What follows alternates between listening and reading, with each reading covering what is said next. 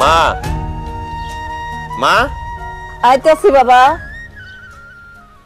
ও বাবা, আমি তো রান্না করতেছি, তুই ব্যাগ ট্যাগ নিয়ে কই যাইতাছস?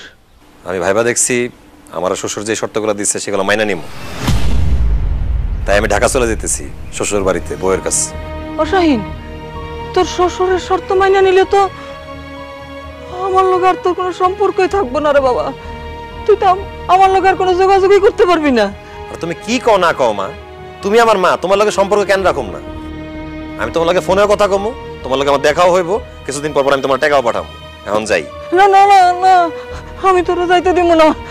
আমি তো তোর ছাড়া থাকতে পারবো না রে বাবা। হ্যাঁ, তুই ছাড়া আমার আর কেউ আছে বাপ? তুই ক, তোর না দেখলো তো আমি আমি তো দম আটকে মরে যাবো। আমি তোর ছাড়া থাকতে পারবো না। আমার মন কইতেছে কি জানোস, ওরা ওরা আমার লগে তোর দেখা করতে দিব না, কোনো কথাই কইতে দিব না। তুই দেখিস মা, এগুলো তোমার ভুল ধারণা। তোমার লগে আমরা দেখা করতে কেউ বাধা দিব না। এখন তুমি আমার বাধা দিও না তো, আমার যাওয়ার অনুমতি দাও মা। যাইস না বাপ, আমি তোর কোনো অনুমতি দিতে পারব না। তোর আব্বা মানুষটা গরিব ছিল, আমাকে সংসারে অনেক টানাটানি ছিল, অভাবের সংসার ছিল, কিন্তু বিশ্বাস কর কোনোদিন কারো কাছ থেকে হাত পেতে 2টা টাকা ধার কর্জ করে নাই।